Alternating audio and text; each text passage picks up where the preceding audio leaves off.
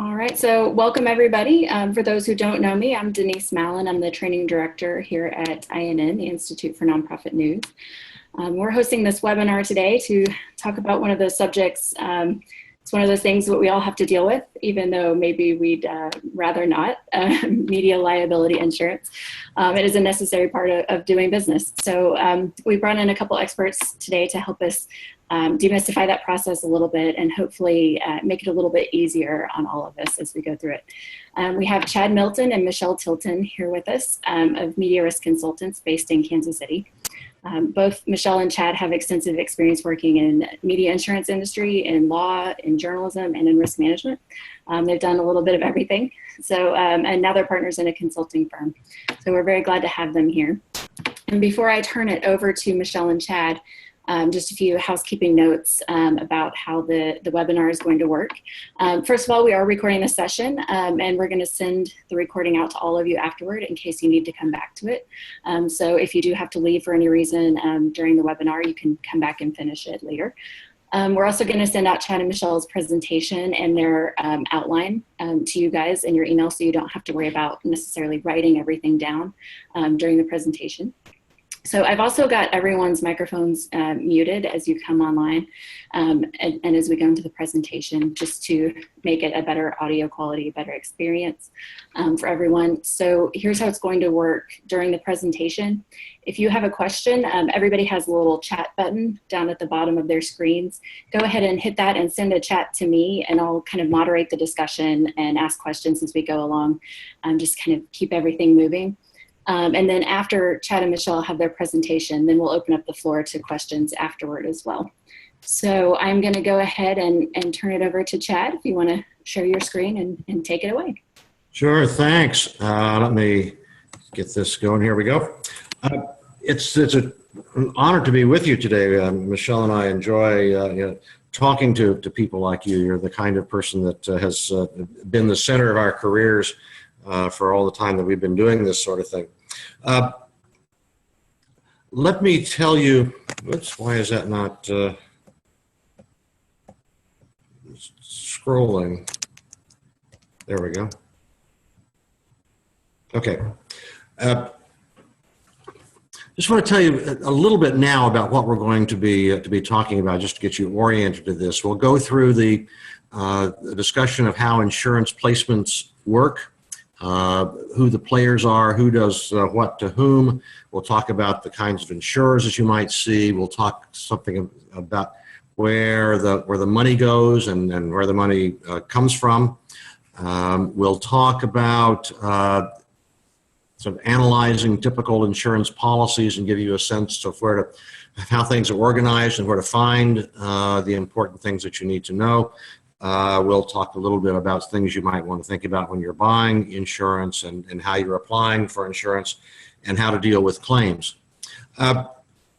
So for the first part, let me just talk about the players. That's who does what to whom.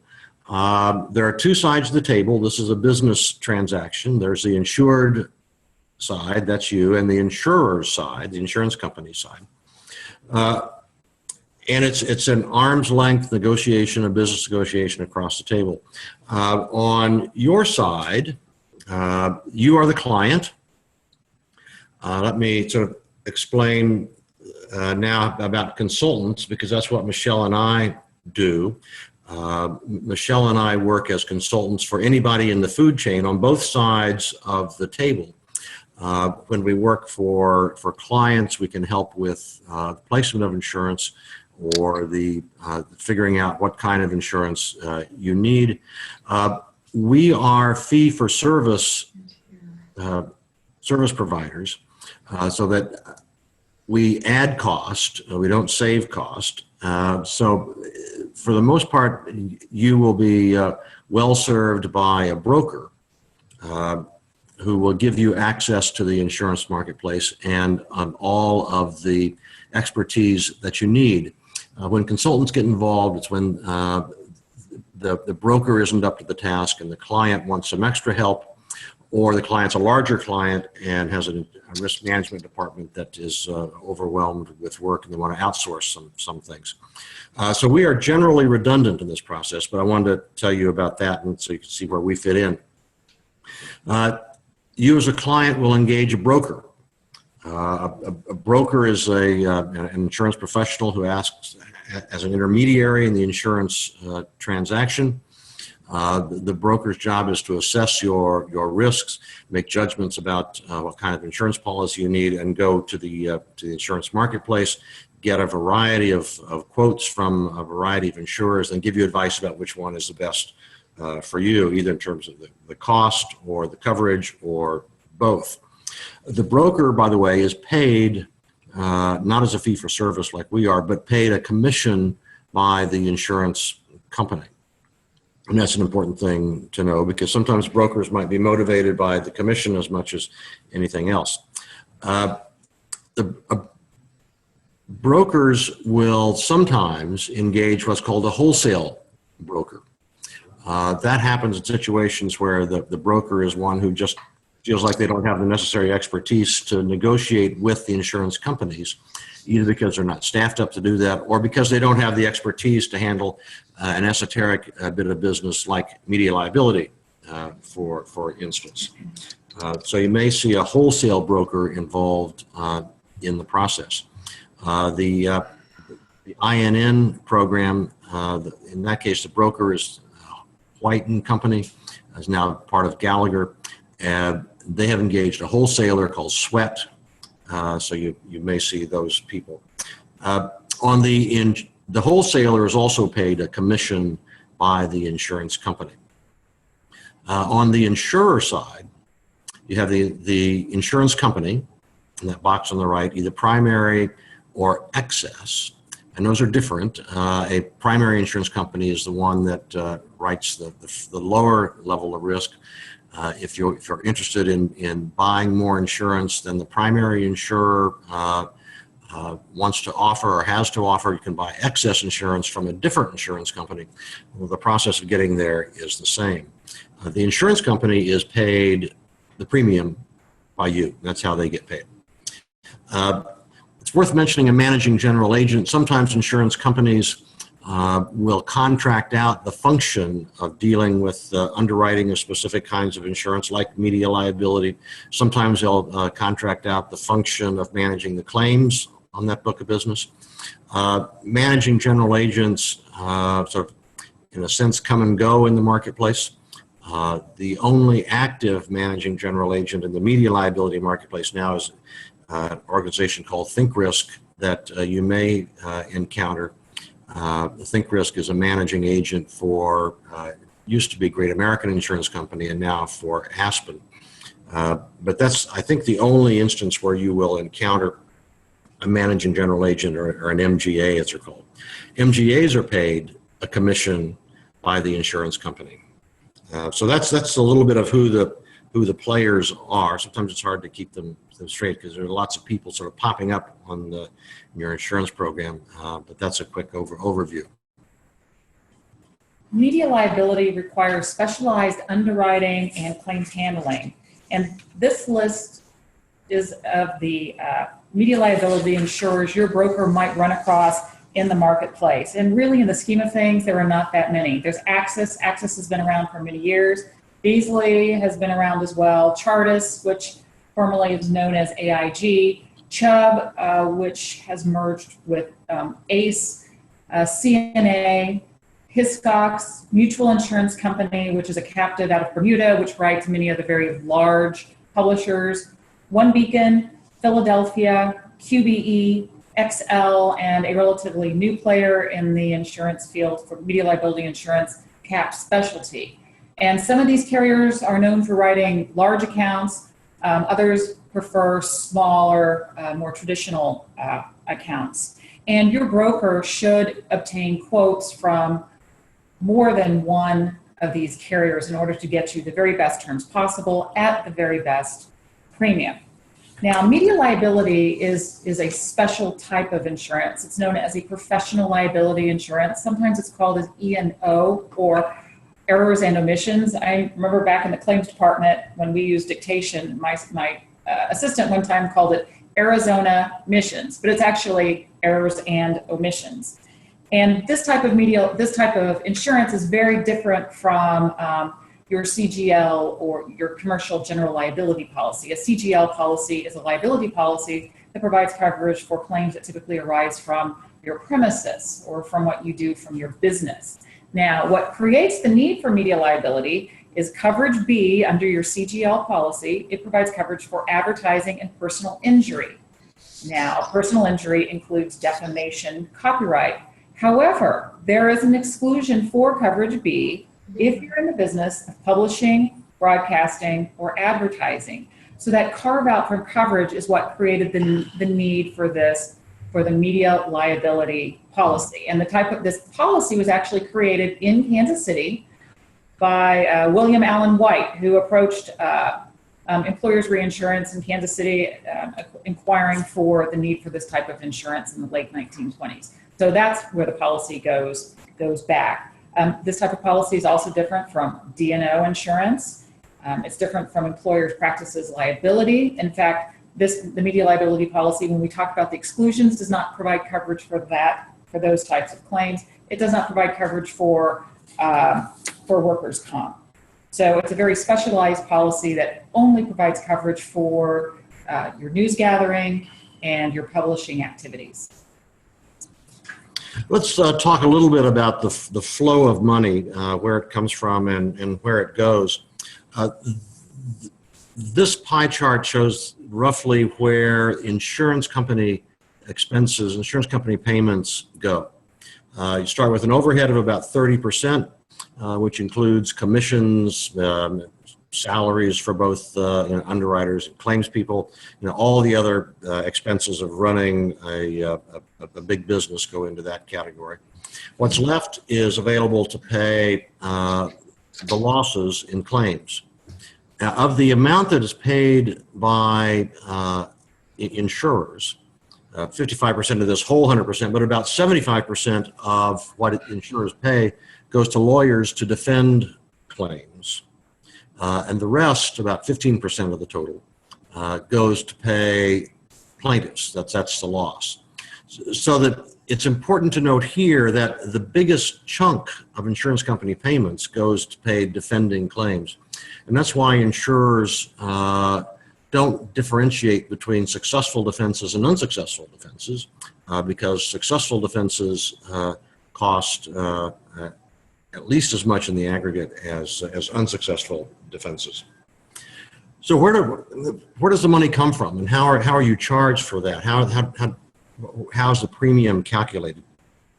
Well, it starts with a rate that is often filed with the state insurance department. It's a publicly available document that ties a rate to some objective criteria. Most commonly it's revenue, but it might be circulation, viewership, other kinds of things, but always some objective criteria. And that the underwriter then applies that rate to the criterion and gets the rate. But that's not what you pay. You pay the premium, which is different. The underwriter has the opportunity to debit or credit based on subjective categories that are fleshed out in the application that you fill out. So the underwriter may have the ability to debit, that is, charge more for an applicant who has a history of claims, or to charge less for an applicant who doesn't, or to charge less for an applicant who shows a strong risk management and editorial control practice, who shows a lot of expertise and experience in the management and editorial staff. So those kinds of subjective things can affect the premium, all subject to a minimum premium that insurers will charge just because there's friction in writing the policies and there's cost.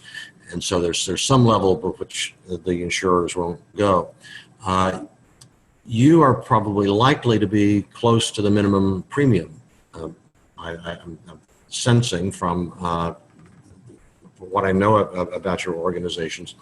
So your premiums will probably be in the somewhere above $2,500 to $3,000 or $5,000, whatever the minimum is, and go up from there, but not drastically up from there. How are rates sort of, these premiums sort of figured is in that aside? Every insurer wants to make money on every account, but that's not possible. So what they look at is sort of, when they're assessing their book of business, they'll look at groups of homogeneous risks or similar sorts of risks. Sometimes those risks come to them in a group, as with an INN program, for instance. But sometimes those groups are created by the insurance company's actuaries, who are sort of slicing and dicing the data they have about the insureds in the book of business and making judgment about what's risky and what's not risky. And they may decide that some particular type of business is generating more claims than other kinds of business, and they will adjust premiums accordingly. Then they'll look at their entire book of business, so that a group of sort of publishers that are similar to you will be put in the same group with music companies and film companies and broadcasters and other kinds of publishing and broadcasting and media creation organizations. So the insurer will want to make adjustments across the whole book of business. And then this is all part of a worldwide insurance network, so that a big set of claims will affect reinsurers, and so we're trying to raise money for all of the worldwide insurance, and that can have an impact too, although generally you won't feel that. So where does your money go? Some of it goes for insurance, some of it goes for other things, but it goes for the premium. You'll be asked to pay that. The insurer will expect that you're going to pay for the necessary pre-publication work by an attorney to clear content. Your money will go to the retention, or sometimes called the deductible. You may know it. Some policies may have co-insurance that applies even after the deductible is exhausted. They would ask you to pay 5 or 10% ongoing claims. Sometimes there'll be a situation where some portion of the claim won't be covered, and there'll be some allocation of what's covered and uncovered. Sometimes you may encounter a situation where an insurer is applying a rate cap, that is a maximum that they will pay your attorneys to defend the claims. If the attorney is charging $450 an hour and the insurer will only pay up to $300 an hour, there's $150 an hour that needs to be paid by somebody, and the law firm may ask you to pay that. And finally, there's the cost in excess of the policy limit. That is, if when the limit is exhausted, whatever the limit is, you will be required to pay the cost of the claim as it goes on once the insurance money is gone. Whatever that limit is, the principle is the same. And there's a case we're all paying attention to see what happens. That's the Hulk Hogan case against Gawker. It was $145 million of judgment that needs to be dealt with somehow or other. And the first case needs to be appealed.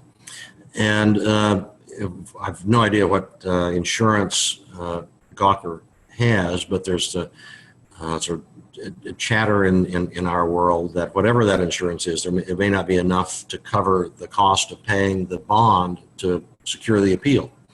So Gawker, because it doesn't have enough money or enough insurance limits, may not be able to even appeal the case, let alone sort of pay whatever judgment is left after the appeal. So this it's a real issue, but no matter what the limits are, the principle is the same.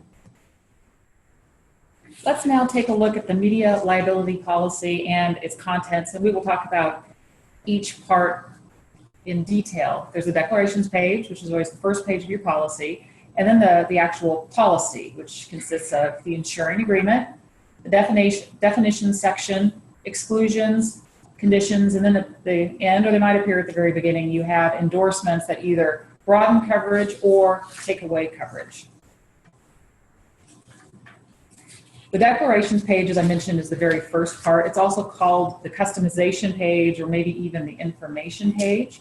And it is specific as to each particular insured. So media company A declaration page will be different from media company B's declaration page. And so it specifically identifies the insured entity or the named insured, and it identifies the content that's being insured. And sometimes this is called scheduled media. Sometimes it might be called covered media. It is going to be the name of your publication. Now, in the event you do investigative reporting or provide other content for third parties, that changes things, because by naming, you're not going to be able to schedule a third party's publication, and that's something I'm going to get to later when we talk about professional services. The policy will also, the declarations page will also indicate the limits of liability. A general rule, smaller publications have $1 million or $2 million limits of liability. Some larger companies may have limits may have $10 million limits on their primary policy, and then may build limits up to $50 million or so above those primary limits of liability. The declarations is going to identify your self-insured retention, which is, as Chad indicated, is the amount that you are required to pay before the insurance company pays. It's also going to show the inception date of the policy and when it expires. This is also might be called the policy period or the policy term. It's also going to indicate whether or not defense costs are within the limits of liability, and it might show DWL, or outside the limits of liability, or DOL. And this means that if it's defense within the limits, that legal expense or defense costs will erode your limit of liability. So if you have a $1 million limit of liability and you're involved in a claim and say you have $500,000 in defense costs, that means there's $500,000 remaining to pay any loss. What if you have a policy that's written with defense costs outside the limits of liability? This means that defense costs will not erode the limit of liability, and that your limit of liability will remain intact to pay claims. Now, obviously, a DOL policy is going to cost more than a policy where defense costs erode the limits of liability. So that's something to think about. If you say, I want a $1 million limit of liability, well, think about if it's defense costs within the limits of liability or defense costs outside. And the declarations page will also show the amount of premium for that annual policy. Probably the key provision in the policy is the insuring agreement, where the insurance company sets out its promise to pay you under certain circumstances, and it sets out sort of what those circumstances are and sort of the key variables about that promise. A couple of things that to look for in the insuring agreement and in the definitions that we'll talk about in a bit that flesh out the insuring agreement. There are two things here that are worth sort of focusing on. One is, what's the trigger for the policy? Is it, there are two, or variations, maybe other versions, but two main variations: claims made and occurrence. The difference is that with a claims made policy, it covers claims that are first made during the policy period, even if the events that underlie the claim occurred prior to the policy period. And there's an issue about that. But the trigger is the making of the claim. With an occurrence policy, it's just the opposite. The trigger is the occurrence of the event that leads to the claim, and that occurrence is covered regardless of when the claim is made, even if it's years later. The practical difference for you is that with an occurrence policy, the policy is in place so long as the policy is in place at the time of the publication. That publication is covered forever, so you don't need to buy another policy to cover that event or those events that happened during that policy year. With the claims made policy, you need to keep the policy in place and keep renewing the policy until you believe that there was no longer a likelihood that a claim is going to be made against you. So an occurrence policy is much easier to work with. And in most instances for insureds like you, the occurrence policy is going to be preferable. And as it happens, that's far and away the dominant kind of coverage that you'll find being offered by media liabilities insurers. But the claims-made policies can work in a lot of circumstances. For instance, if the occurrence or if the publication is something that doesn't happen on a single date, but occurs over and over again in a variety of different ways over a sort of a long period of time, a claims-made policy can avoid the arguments about when the triggering occurrence is, and the claims-made policy can be better. But for the most part, an occurrence policy is what to look for, and that will appear in the insuring agreement. Second is the sort of the nature of the coverage for the claims that are made. That is, and there are two variations here. One's named peril, and the other is called open peril, sometimes called all risk.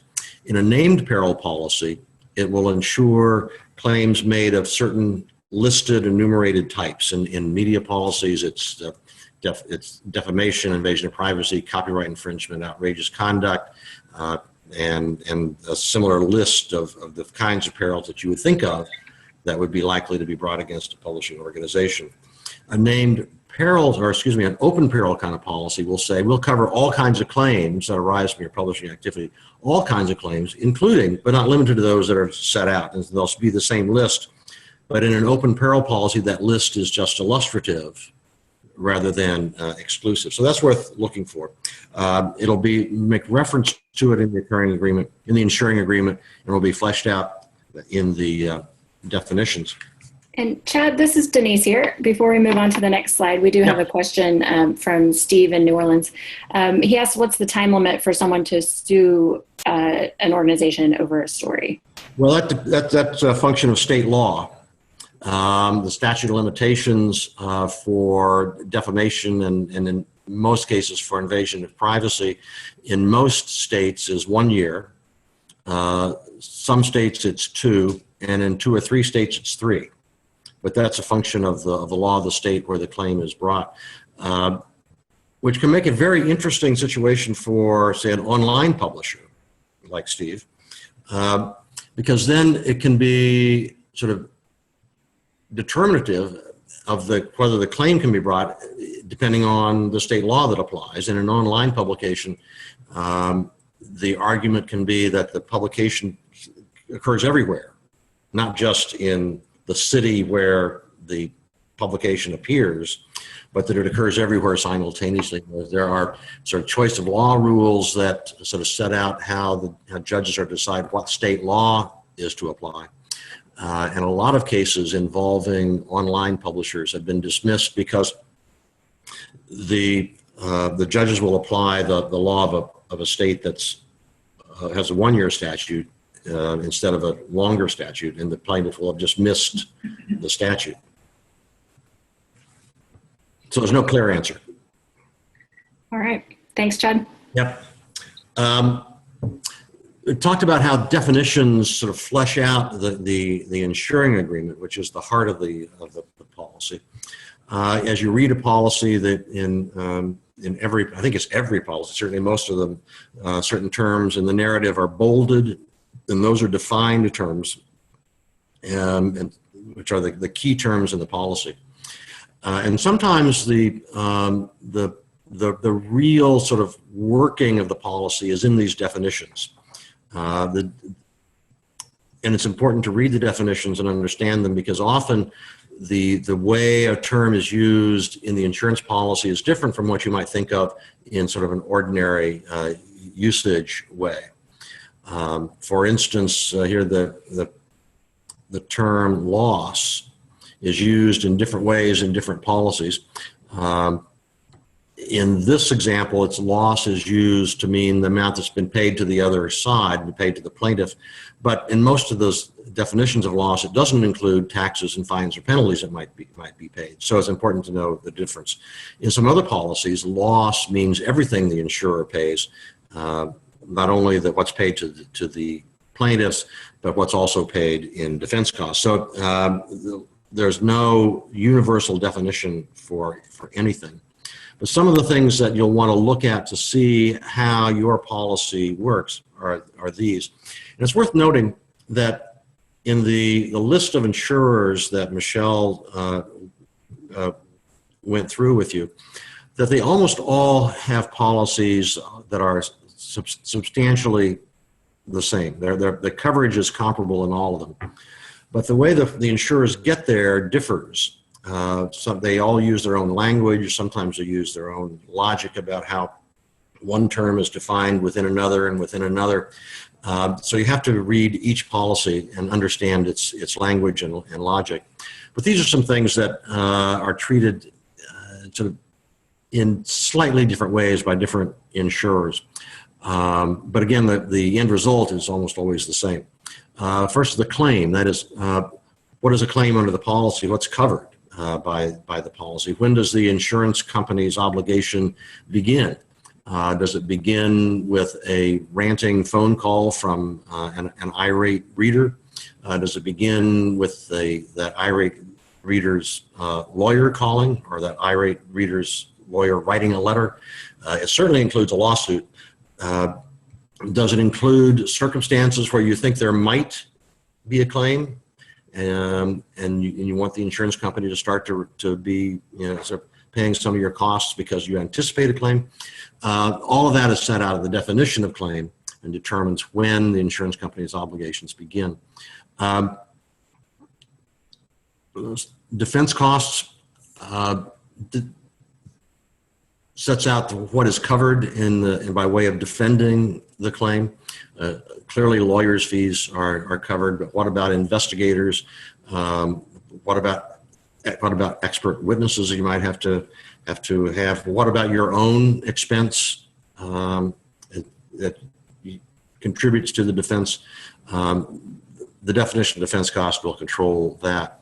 Importantly, who is an insured under the policy? Who gets the benefit of the policy? Clearly, the named insured that's in the declaration page gets the benefit of the policy.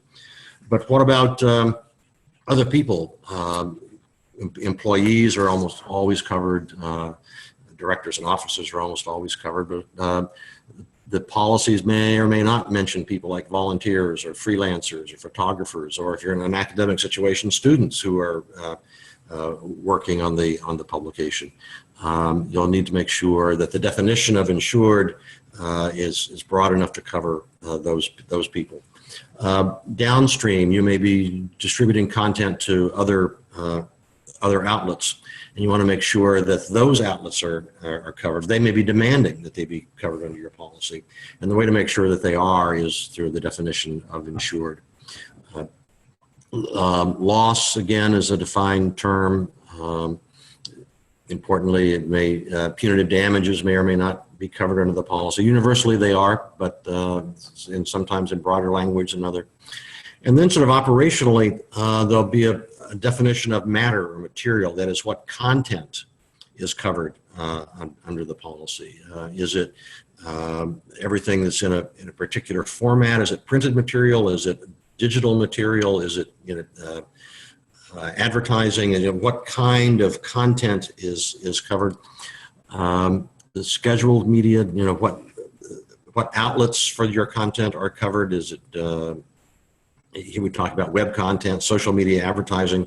Does the definition of social media and the schedule in the declaration page is broad enough to cover all the things that you want to have covered? And so we asked the question because it comes up a lot with publishers like you. What about contents you're creating that you don't disseminate but is disseminated by somebody else? Is that covered under your policy? So that's where the definition of scheduled media will be important. And then finally, different insurers use different terms for things like wrongful act or occurrence or event to set out what conduct it is and what kind of claim it is that gives rise to the coverage. And what's given to you by the insuring agreements may be taken away by the exclusions. And this means that even if an insuring agreement is triggered, coverage may be disclaimed or taken away because of an exclusion. For example, the policy provides coverage for defamation, but the defamation action cannot be brought by an employee. That would be an employment practices situation, which would not be covered under this policy. Many of the exclusions are based upon non-fortuitous conduct, meaning conduct that is within the insured's control, such as breach of contract, employment liability, fraud, for example, the policies also do not provide coverage for claims that precede the inception date of the policy, or occurrences, meaning a news gathering event, or a publication or broadcast that takes place prior to the policy term, prior to the inception date of the policy, or after the policy. It does not provide coverage for criminal dishonest acts, does not provide coverage for false advertising, and that means falsely representing your own products or services, such as inflating circulation figures. Media liability policies typically do not provide coverage for bodily injury or property damage arising from news gathering and from the content of a broadcast. However, there's an endorsement called a broad form errors and omissions endorsement that will add back in coverage for bodily injury, property damage. Also, these policies do not provide coverage for claims brought by the FCC or the FTC. All right, thanks. And Michelle and Chad, we have another question from Tim, and he's asking, this is kind of dealing with the definition slide, I believe, that Chad was discussing. He's asking how policies are handled when two media organizations team up and collaborate on stories, such as an online group or a print and broadcast group working together. Yeah, well, each collaborator, assuming that each collaborator has a policy, each collaborator's exposure is covered by its own policy, so that there should be coverage for each for its own share of the liability.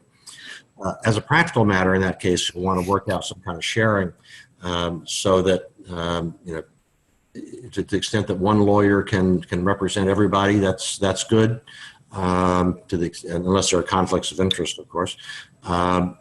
You can work out some kind of sharing for any loss. Usually the two insurance companies involved, if there are two different insurance companies, will work out some sharing between them. Yeah, it's important to note that in the event that your organization is doing any sort of collaborative reporting, it's really important that you let your insurance broker know. Make sure that the policy provides adequate coverage for that type of reporting situation. Yeah, and it's also sort of, this isn't an insurance matter, but it sort of helps address insurance among other sort of issues that come up with collaborations, and that is who's responsible for what, and that ought to be set out in some sort of agreement amongst the collaborators. That is, who's going to be the principal publisher, who's going to be responsible for sort of organizing the defense. It probably is, if a collaborator's only function was to interview one source and then send those notes to the other collaborators, and then the libel claim arose not from that source but from somebody unrelated, that first collaborator may not want to have a big part of the claim. So it's important that there be some understanding, even a contract, even an agreement amongst the collaborators, and the sorting out of insurance is sort of ought to be part of that agreement. Great, thanks guys. We have another question that came in as well about the definitions. And Chad, you touched on this a bit in the definitions of insured, that's where you would find out if your policy covers freelancers. Uh-huh. Is that a typical thing that policies do cover freelancers or other contractors, or is that something that really varies? Yeah, well, that's an interesting thing. The short answer is yes, they do. The media insurers have come to understand that news organizations and others rely heavily on freelancers and other kinds of independent contractors. And they have a mechanism for insuring those people under the policy. But they work differently. Sometimes those people are insured as a blanket matter. They're just set out as insureds. Sometimes the coverage is sort of extended only at the discretion of the insured, so that the publisher can decide whether or not the freelancers will be covered or not. Some policies provide that exercise of discretion occurs only after the claim is made, which sort of lets the publisher decide in the face of a claim whether they want to insure the freelancer or not. that gives a lot of flexibility to the publisher, but not a lot of comfort to the freelancer. And so, you know, it's always sort of a tension or between in the way that those provisions are set out. If it's important to be able to say to freelancers, we will cover you, even before they begin to do work, to tell them that and put it in the agreement, there are policies that will let you do that. If you want to wait and exercise that discretion later, there are policies that will let you do that. Just as a practical matter, I can say that insurers will almost always want to have that freelancer insured. Generally because there's not a lot of extra expense to insuring the freelancers, and it, as I said, gives the freelancers comfort and gets them in the same boat. There's really nothing more destructive to the defense of a libel claim than having a freelancer exposed and not incentivated to make a deal with the other side in order to get out of liability. So generally, that's a long way of saying yes. The short answer is yes, you can insure those people. The mechanism can be a little complicated. So, and that's something I guess you should just have a conversation with your broker as you're shopping for policies to set out what you would like. Yeah, so how do you want these independent contractors, freelancers, and other similar people to be insured? Yeah, and the insurance application, which we'll talk about here in a little bit, will ask questions about the insured's relationships with third parties and whether or not they should be covered or not. So that does come in the application process. Yeah. Okay, great. Thanks, guys. That's all the questions we have for now. Okay. There we go. Well, here we go. Back one more. Yep. Up. A few more exclusions. Network security data breach is not covered under a media policy. Coupons, prizes, games of chance, awards. So if you do some sort of daily double or some sort of award or contest, that would not be covered. We already talked about how fines, penalties, taxes might be excluded specifically, might also be carved out from the definition of loss. Claims brought by independent contractors and ownership disputes. This is, hey, we created something for you. Who owns it? And again, that's more of a contractual matter that's within the onus of the insured to take care of. It's not one of those things that's going to be covered by insurance. Antitrust, restraint of trade, loss of the insured's profits, or disgorgement, not subject to coverage. Cost of recall, reprinting, correction, that's also not covered, although that kind of coverage, which also, if you reprint something or you correct something for, say, a client or a third party, it can go a long way to preventing a lawsuit. And I think a lot of insurance companies understand that. So there might even be an endorsement that's put on the policy that allows you to mitigate coverage. Sometimes there might be a co-insurance, meaning that the insured contributes money in addition to the insurance in order to resolve the matter. A co-insurance might be 10% or 20% of the loss or the expenses once the retention has been exhausted. And then we talked about earlier, the policies exclude coverage for professional services that are performed for a third party. And this is so important, especially if you are doing investigative reporting, doing news gathering for a third party. That is professional service. It's not, you're not creating matter that's published in your own publication, which would be scheduled media, but you're creating it for a third party, which is not scheduled media under a policy. It's a professional service. So this type of coverage, if this is what you're doing, it is imperative that the broker know it and that you have an insuring agreement or an endorsement that provides coverage for professional services performed by a third party. That's very, very important. And every policy will have a conditions section, which sets out the sort of the mechanics of the policy. It explains how the policy functions and how it works. And there's here are a few things that you'll find in the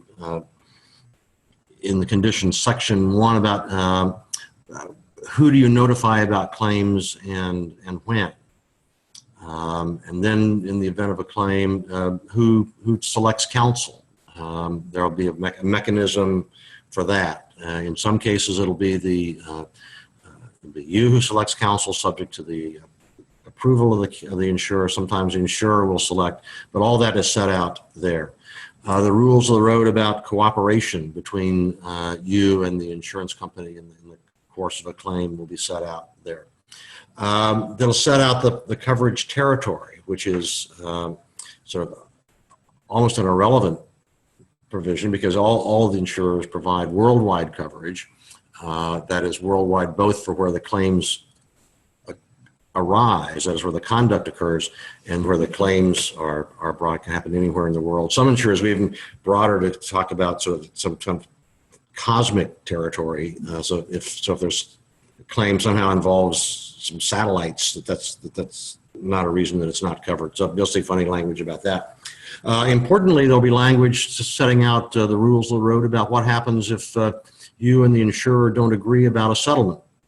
And we can talk about that more later, but generally the insurance company can't compel you to settle, but there may be situations where you disagree about whether a case should be settled or not, and this sets out the rules about that. We will talk about more about that later.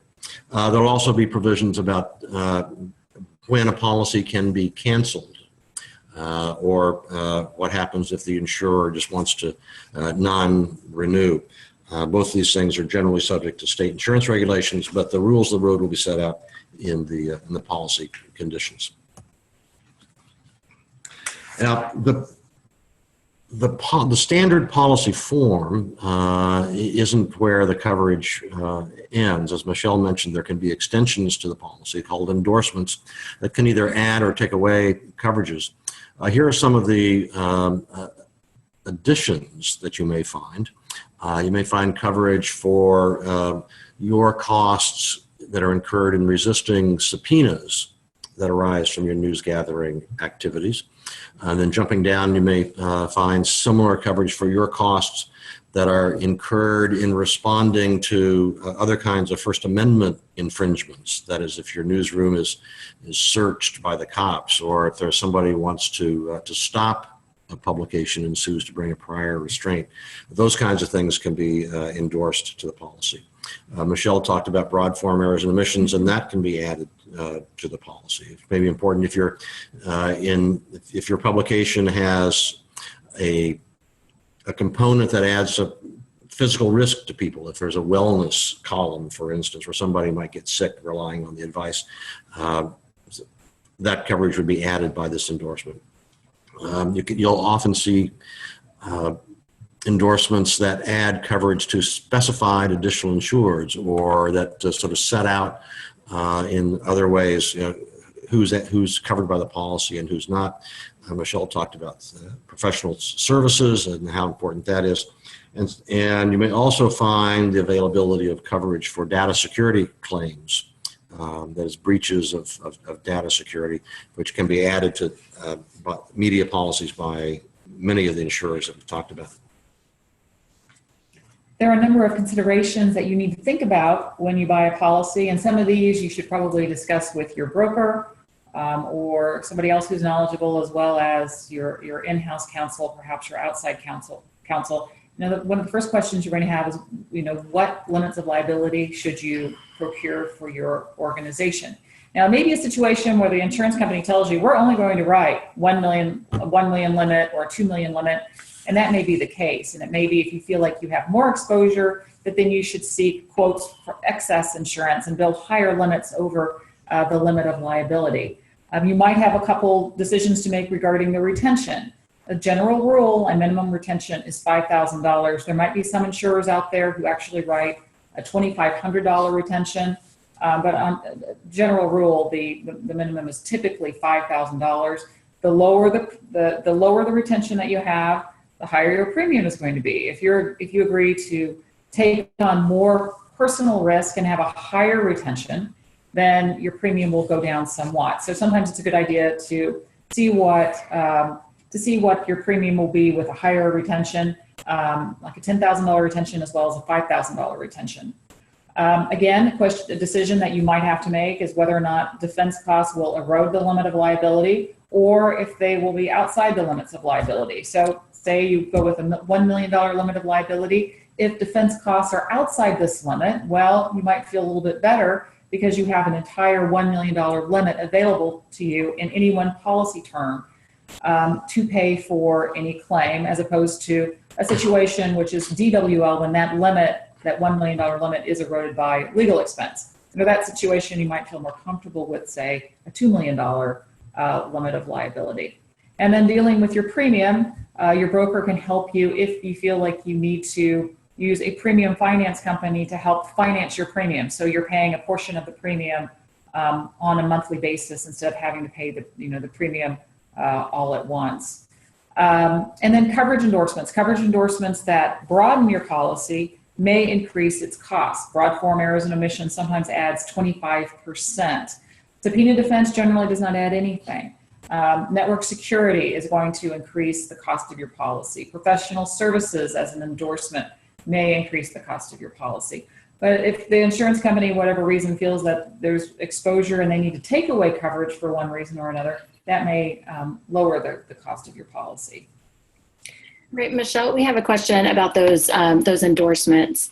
If these extensions to your policy, if those are not included on your policy, I guess we should just assume that is explicitly not covered for us, right? That's right. That's where you look at I have to honestly say, I'm not sure how many policyholders actually read the policy, and even if they do, if they really understand it. And that's really something, and hopefully the broker has read the policy and understands the coverage.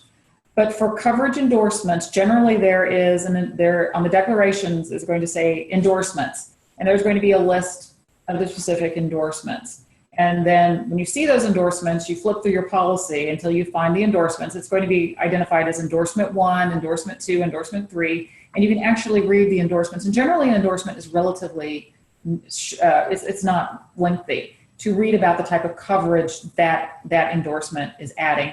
And also the broker should, when you receive your quotes, talk about what sort of endorsements are available, what sort of endorsements have been offered by the carrier. Now, if the carrier has not offered to provide subpoena defense or broad form errors and omissions or professional services, and those coverages are not in the policy, that's when I think it's very important for the insured to direct the broker to, you need to ask the carrier if they will quote me and provide those particular endorsements for this policy.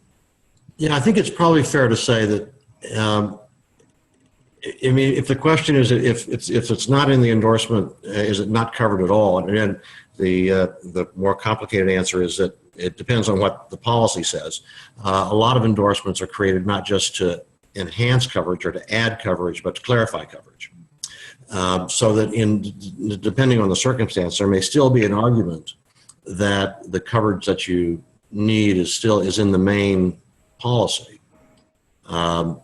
But it may be sort of written ambiguously so that it's not clear enough. You'll have an argument to make about whether it's covered or not. To avoid those kinds of arguments, and those situations, endorsements are added to the policy just to clarify. Yeah. And again, that's why it's really important to work with not only with a broker who knows media liability insurance and knows what sort of endorsements should be added to the policy, and knows, for example, which carriers policies automatically have coverage. For example, Access has built-in broad form errors and omissions, but not every carrier does and has to be added in. If you think you have a broad form errors and omissions exposure because of the type of content that you're publishing, then that endorsement is going to be important to you. And it's also important that the broker approaches insurance markets that are where they have expert media underwriters and claims people. Okay, so read the endorsements, read the declarations, read the definitions. Yes. Really can't get out of reading any part of the policy, right? Right. That's right. Very important. And the application is the first step in the underwriting process, and it's also the first impression that an underwriter is going to have of your organization. So it's important to make it a good one. It's important to identify in this application your experience with respect to the publication and the experience of the staff. How long has your entity been in business? If it's brand new, then you're going to really want to play up, well, it's new entity, but I have 20 25 years experience in the business, and so does my staff. So it's really important to play up the type of experience that you have in journalism reporting. It's important to identify, what type of content. The carrier is going to want to know if it's contentious. They're going to want to know about your loss history. Oftentimes they want to go back 5 years. Sometimes it may be more. They're going to want to know about whether or not the applicant works with in-house or outside media counsel. This is really important, and it can go a long way to providing a favorable face to the carrier if you have maybe a letter from your media counsel talking about how involved the media counsel is, or from your in-house counsel talking about risk management. The application may also inquire about use of confidential sources and other type of policies that are used to help minimize exposure. And just to amplify what Michelle was talking about, and to sort of point out a situation I'm sure is going to come up with many of you, and that's about investigative reporting. And the application will ask, do you engage in investigative reporting? And whatever that means, it sort of means sort of writing sort of negative things about people or businesses who may have the resources to bring a lawsuit if they're unhappy about that. It's people who'd rather not have these stories written, and that's maybe a situation you'll encounter a lot in the underwriters. So there's a perception amongst underwriters that that's particularly risky, and I think it probably there is some risk. So that creates sort of the need to supplement the application, as Michelle was talking about, to add those factors, those explanations about why, even though you're engaged in what the underwriters might call investigative reporting, you do it in a way that the risk is a reasonable risk under the circumstances. And that has to do with your use of counsel and your internal editorial controls that protect you.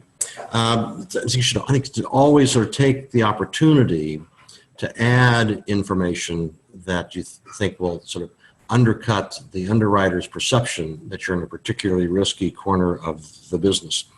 And that can be in any format, but you should feel free to add that information.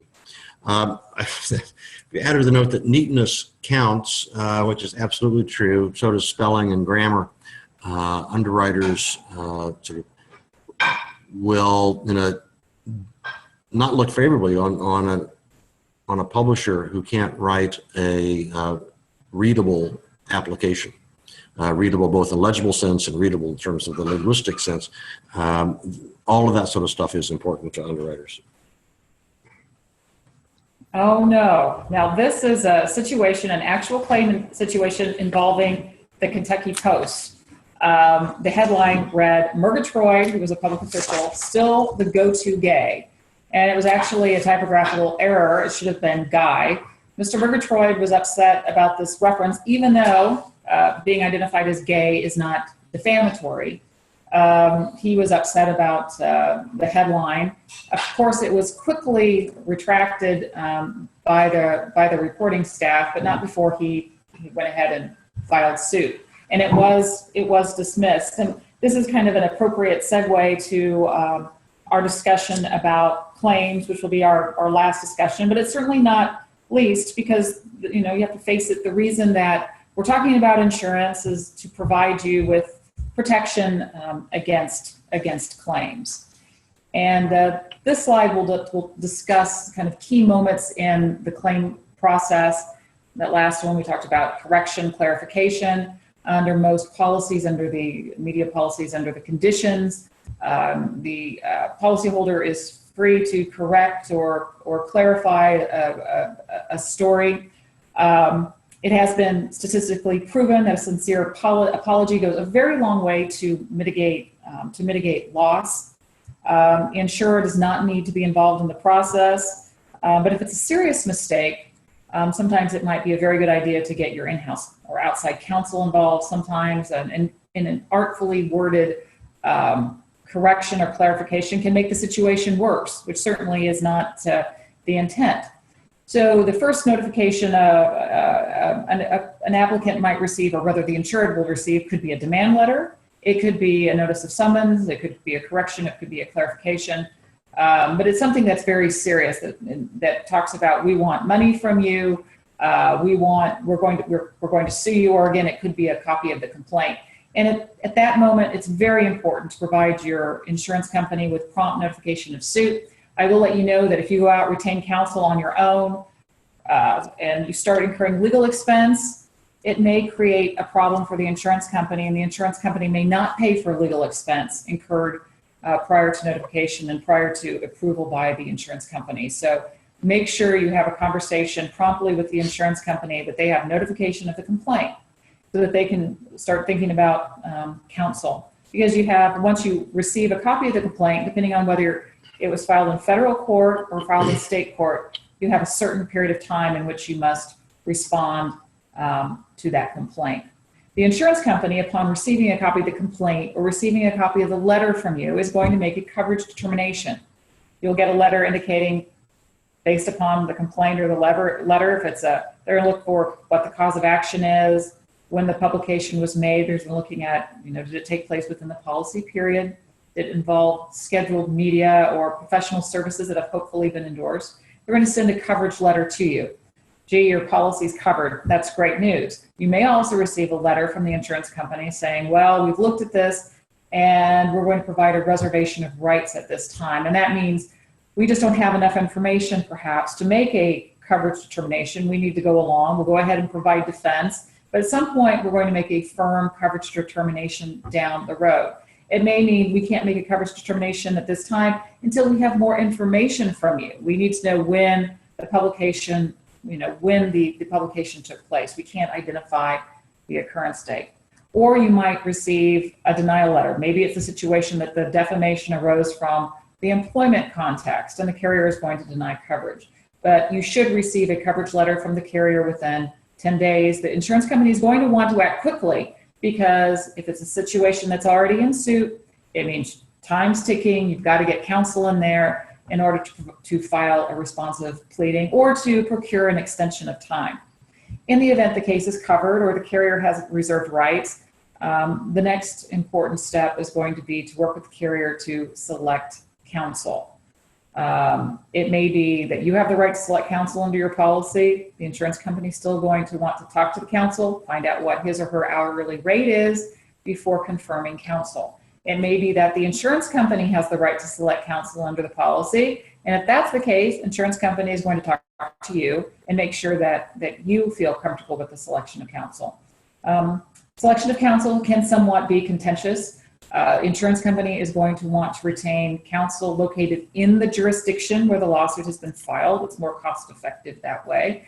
Also, we're going to want to make sure that counsel has a reasonable hourly rate. And again, because as Chad mentioned, because cost of defense is looked at in the same way as loss, it's very important that you negotiate a reasonable rate with your outside counsel. Insured is going to be responsible for those legal fees within the retention. Insurance company is going to be responsible for those outside the retention. And the insurance company is probably going to request that counsel provide a budget with the cost of defense through various stages of the case. Maybe counsel thinks it's going to be a motion for summary judgment, meaning that, based upon the law and the facts that have been pled, there's just no basis to continue on with the trial, that the judge can make a decision based upon the law that the case will not stand. It may be a situation that it's subject to, you think you're going to settle the case, whatever that event might be. The outside counsel will provide a budget, and that will also be very helpful to the insured to be able to determine how far the retention is going to last. In a case that's in suit, a $5,000 retention will barely last through the filing of the answer, and that's unfortunate, but it's just the way that it is. And then finally, you're going to be dealing with a situation where probably settlement will come up. And I know you might hear a lot of fire and brimstone from a lot of media publishers that indicate we will not settle a case. If we settle a case, it causes other claimants to come out of the woodwork, and that's not exactly the case. looking at statistics, information recently provided by the Media Law Resource Center out of New York, only 4 cases went to trial in 2014. That's not very many. And so we know cases are being filed, but they're being quietly settled. Everybody hears about, Gawker goes to trial, gets hit with 145 million. If that case is quietly settled on appeal, no one's going to hear about it. And so a lot of these cases are settled. The media will win a lot of cases on a motion to dismiss or for summary judgment. Approximately, statistically, it used to be about 75% of cases were determined in the media defendant's favor on a motion for summary judgment. But those that are cases of liability, for example, are going to be quickly and quietly settled. And as Chad mentioned with policy conditions, most cases, the carrier will not settle a case outside the retention without approval from the policyholder. For matters within the self-insured retention, the insured has a lot of discretion whether or not to settle the case or not. Okay, and Michelle, one question about appeals while you're on that subject. Does your policy cover appeals? Is that included, or does it need to be specifically? Yes, but then the cost of defense, it does include the ability to appeal a case that has gone to trial and has resulted in an adverse judgment. So definitely the policy provides coverage for appeal. However, one thing to think about, if you have a $1 million limit of liability that is eroded by defense costs, cost of defense through trial often approaches the $1 million mark. And so, hopefully there's limit of liability available to not only file the supersedis bond that is necessary to appeal to the next court, but also to pay for your appellate fees, which can be very expensive. Defense costs, you might be able to use the same counsel. Sometimes they want to bring in an appellate counsel with expertise. So it can be very expensive. Yeah, when we were talking about the policy conditions, you talked about the provision that sets out the rules for how you break the tie when there's a disagreement about whether a case should be settled or whether a case should be appealed after a verdict. There's a provision that's sort of colloquially called the hammer clause. And what that provides is in situations like that where the insurer does not have the power to settle a claim unilaterally. But the insurer wants to settle the claim. There's an opportunity to settle the claim. The insurer wants to settle, but the insured does not. Then what happens? Well, the hammer clause provides that in that circumstance, the insurer can get out of the case by paying the amount of the proposed settlement or the amount of the verdict to the insured. You don't pay it to the third party, but you pay it to the insured. And the insured can take that money and do what it wants, that is to continue the case or settle it or whatever it wants, but that ends the insurer's liability. That's sort of the classic hammer clause. In media policies, you'll see variations on that. And increasingly, sort of over the years, the policy, that provision has evolved so that it's more insured friendly. That is that instead of a provision where the insurer can get out of future liabilities by tendering the amount of the proposed settlement to the insured, the insurer stays in the case but only pays 50% of the ongoing costs or some other negotiated number. So you'll see different kinds of provisions, either to the classic hammer clause or variations of it. Okay, great. And a follow-up on that, is there specific coverage for slap motions? No. And that's because it's not necessary. That is the bringing of the anti-slap motion in the defense of a claim. That once the plaintiff has brought a claim and the defense is to bring an anti-slap motion to defeat the claim, then that's part of the defense of the claim and would be covered. What's a slightly different variation that does create some issues is where the insured, the publisher, thinks that a claim is going to be brought. This comes up most commonly in the copyright context, but could happen in a defamation context, where they believe that a claim is going to be brought by the other side. But it's advantageous for the publisher not to wait for that claim to be brought, but to bring a declaratory relief action in anticipation of the claim. You might want to pick the venue of the claim by suing in one state rather than having the plaintiff sue in a different state. Those kinds of that situation can be covered by the policy, but it requires sort of consultation with the insurance company and the insurance company's sign off on that as a defense strategy. But back to the first point, the anti-SLAPP motion would just be part of the defense of any normal claim. And more states are adopting that type of legislation to help the media with this type of claim. And the benefit to the insured and also to the insurance company is that if you're successful in bringing the anti-SLAPP defense, then if the defendant prevails, the defendant is entitled to attorney's fees from the plaintiff. So it can be used as favorable leverage in those situations. Mm-hmm. Okay, great. We have a couple questions waiting in the queue. They're both about the shopping and application process. So that actually might be the perfect segue then, right? Onto our questions. So I know we've gone a little over an hour here. I know Chad and Michelle are game to stick around and answer any questions you guys have. And we'll change the process a little bit here too.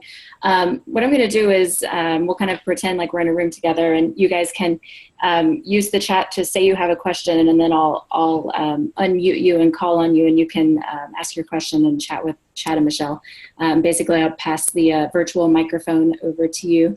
I do have a question here that's been waiting, so I'm going to go ahead and ask that one while you guys get your questions in. This question's from Chalkbeat, which is an organization that covers education primarily. And so they ask, when considering a level of coverage to invest in, what your limits are, how do you make that choice? Is there any kind of guideline as to if you have a certain level of revenue, when you should move from like 1 million to 2 million in coverage? What they've heard is that there is a cusp of about 4 million in revenue, that you should move from 1 million limits to 2 million. Is that correct? And then they also ask, what would a competitive quote look like while you're shopping? You heard that about the? I've not heard that. That sounds about right, but I haven't heard that as a rule of thumb. Picking a limit is a little hard because the higher the limit, the higher the premium. So that the budget is a factor, and sometimes the budget drives that decision. Otherwise, you can approach it functionally and say, well, how likely is it that I'm going to get sued? If I get sued, considering the kinds of story that I'm writing and the people that I'm writing about, who's likely to sue, are these people who are going to sort of be in a position to make a case expensive, or are these people who will be more reasonable and we can negotiate with? To get some sort of sense for what a defense might cost, and then say, well, if in the worst case, if I defend a claim, then I have to pay a judgment. How valuable are the reputations of the people that I'm writing about? How likely is there to be a big verdict? And you can kind of add those things up and come up with a limit, and then discount by the probabilities. You could do all that sort of stuff.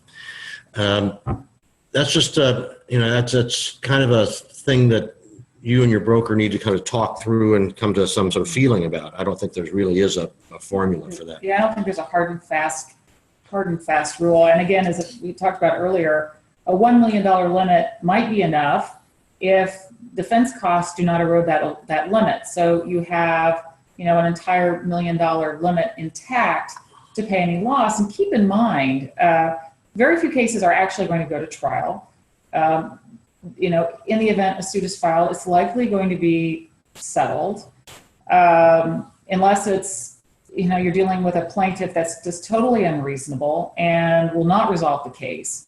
most of those cases will settle. We do have some statistics. I don't know if they'll be helpful or not. This is from this Media Law Resource Center. It talked about, again, this is only based upon very few cases that went to trial, only 4 of them, but that the plaintiff's damages award in 2014 to 15 ranged from a low of $563,000 to a high of $4.5 million, or an average of $1.7 million. And again, that included the Gawker trial, which bumped the average. I don't think it does. No, it didn't. No, that's last year's. That was last year. But if you include Gawker, it bumps it up to 21.5 million. One other thing to think about is that the defendant on cases that go to trial wins only 41.7%. So juries are more inclined to, decide probably in favor of a plaintiff. But if you have concerns, you could, some other options that you can look at is to talk to your broker. Say you go with $1 million limit, it might be cheaper, instead of spending the premium on a $2 million, do build $1 million of primary and then approach an excess market and get $2 million excess of $1 million. I mean, that's always an option too, because most carriers recognize that most of the exposure is in that $1 million working, what we call a working layer, because that's more exposed to the defense costs, and that a carrier might be willing to write over a $1 million limit for a lot less than that first carrier would be willing to write a $2 million limit, for example. And I know there was a second part of the question about asking what competing quotes might look like. Right. What would a competitive quote look like?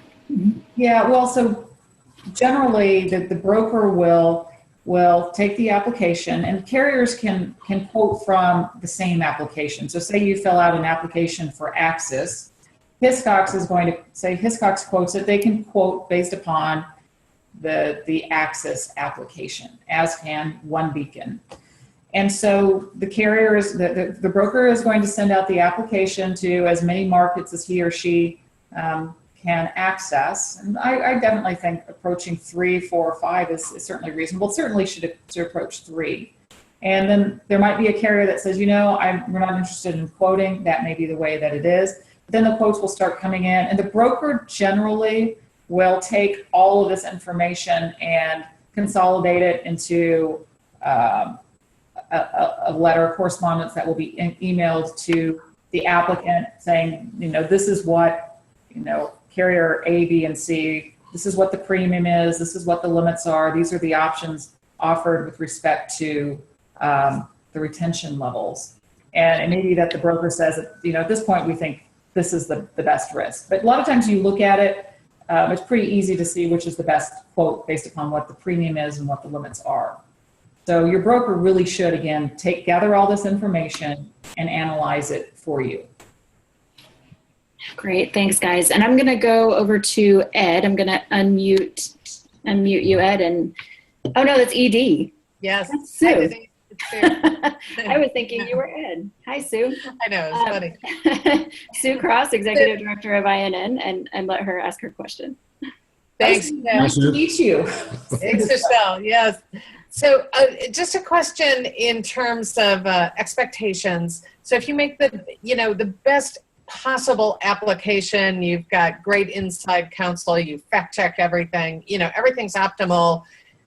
How much, what's a reasonable expectation for how much you might affect your premiums? Is this the kind of thing that, premiums on a weak application versus strong application can be double, or is it a 10% range, or, just give us some context around that.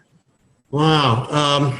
That's hard because every situation is different, but considering that if you're at the sort of minimum premium end of the spectrum, that is a small organization, the premium range is probably going to be between, let's just say, roughly $5,000 and $10,000. And I think the strength of an application could make that much difference. Good, thank you. My thought's a little different, because I think if a weak application comes in, an underwriter may just decline to quote it altogether. So having a good application means getting in the door. And a good application also is going to mean that the underwriter does not have to go back and forth with the broker asking for more information. The broker then has to go back to you. So it means delays in getting the coverage. I think ultimately, a bad application will not sink you, but it just means it's going to take a lot more time for the underwriter to develop a confidence and feeling good about the risk. Yeah, I think that's right. And I may have overstated it slightly as I think about it, because as we talked about at the beginning, the underwriting process starts with a rate that is sort of a function of something objective like revenues or circulation, like I said. And then the underwriter has the ability to debit or credit depending on the subjective factors. And those factors would be the things that would be disclosed in a strong application or a weak application, for instance. And the underwriter's rules may limit the amount of debiting or crediting that the underwriter is entitled to give. They may be able to double the premium, but their own internal rules may not let them double the premium. They have a 50% cap or a 75% cap. But that's the way that would work. Certainly you could expect to get I think a reasonable credit range might be as high as, could be 100%, but more often like 50 maybe. Great, thank you. Great, thanks, Sue. And I'm going to come over now to David Kaplan, who's the Executive Director of GIJN, the Global Investigative Journalism Network. Oh, in the news. No, those are our friends at ICIJ. But okay. I used to run ICIJ, and they're a member of ours. We're very proud of what they've been doing with the Panama Papers. Thanks. Yeah. We just got quotes from Gallagher White, or their full name, but we've only gotten one quote each, one for D&O insurance and the other for media insurance. If I'm right, didn't you say earlier that we should have more than one quote? I think ideally, it's nice to have more than one quote. You might want to go back and say, hey, did you submit our application to other insurance markets? Maybe they did, and they just got one back. But I think it's good to ask, and I think it's always a good idea to get more than one quote, because then you can go for the best coverage at the best price. Okay. The policies look fine, and the price is in the range that you talked about. At least for media insurance, and the D&O is around 1,000. Does that sound appropriate? That sounds like yeah. I don't know how D&O prices, because that's outside of my range, but that doesn't sound bad considering minimums. Yeah. Okay. Thanks. Great, thanks, David. And I'm going to go to Lori Hearn next. In San Diego. And before I turn over the microphone, I just want to put out one more call for questions. If you want to throw those up into chat, I'll come to you, but it looks like we're almost coming to the end here, so I'll just do a last call. And then unmute Lori here. You're up. Okay, thank you both for this. Has been extremely helpful. We've been embroiled in unfortunately, we've had to use our media insurance in the last couple of years, which has been, highly unfortunate, but I'm glad we have good coverage, which leads to my question about canceling and not renewing. I was really worried last October that we were going to get canceled because we'd had a claim, and I don't know what this year is going to bring, but you mentioned earlier in your presentation you would talk a little bit about canceling and non-renewing. What is the situation? Should we be wary of it as we apply this next time? Can insurance companies simply say, you've had a case, we're not going to even give you a quote? Yeah, well, cancellation and non-renewal are different things. The cancellation is the cancellation of a policy that's in force. And the state laws and the wording of the policy, and you should check the language in the conditions section about cancellation and non-renewal, will set out the reasons why the policy can be canceled, and that is, canceled during the term while it's in effect. Usually, under most policies, can only be canceled for non-payment of the premium or for fraud in the application. Usually, claims by themselves are not reasons for cancellation. Now, non-renewal is different. Non-renewal is just that the insurer says at the end of the term, I'm not going to renew this policy. And generally, the insurer can non-renew as it chooses without reasons, but must comply with a set of procedures for the way they do it. Usually, the state law and the policy language will require that there be a certain amount of minimum notice for that, 90 days, 60 days, whatever it is. The purpose is to give you enough time to find another insurance policy to replace this one that's not going to be renewed. Yeah, and it could also be a situation if a carrier decides, and carriers come in and out of the media liability insurance market all the time. The carrier may decide for whatever reason, we don't want to write media liability anymore, and then we'll start sending notice of non-renewal to its policyholders. And that happens as well. So if non-renewal maybe isn't the total issue, if you have a claim against you, and as you mentioned earlier, it doesn't matter whether you win or lose, they still look at it as defense costs. Right. What should I be expecting in an increase in my insurance premium? I mean, we saw an increase of $1,000 last year, which frankly I didn't think was too bad, even though it was a lot. I'm wondering, we're still in this litigation. We won at the lower court. The plaintiff has appealed, and we don't know how long this is going to go on. So I'm just wondering if you can give me an idea of what I should be expecting when we go to get another policy. Yeah, I mean, I think you will definitely be looking at a premium increase, and I don't know what your self-insured retention is, but if you have a more modest self-insured retention, you might also be looking at an increase in your retention. Well, it's $25,000, so we've already had to pay out a big bucks. Yeah, that makes sense. The new insurers, the potential insurers, will know about the claim because you'll have to tell them. Right. And I think this is part of what you'll want to consider and probably should add to the supplemental materials that you send with the application to explain the claim and explain why it's a one-off circumstance. Mm-hmm. And because the new insurers are looking, they're looking forward because they're only going to insure the events that happen while they're on the risk. They're not going to pick up the old claim. The new insurers don't have anything to do with the old claim, except that they're, to the extent that they think the old claim might be a predictor of new claims. So if you have a story that you can tell about the old claim that explains why it's not a predictor of new claims, then you should tell that story. If it's a simple mistake that just happened and it's just not going to happen again, or it's the perfect storm of a true story, but an unreasonable plaintiff, and that's not going to happen again, or it's something that you don't write about anymore, or that the people are different, or you have new editorial rules, or something that draws a fence around the old claim and explains why just having the old claim is not an indication that there'll be more.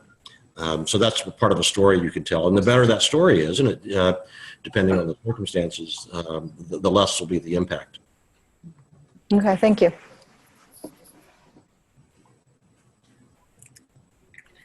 All right. Oh, that's actually the last question I see in the chat. So I'm going to go ahead and wrap this up and say a huge, huge thank you to Chad and Michelle.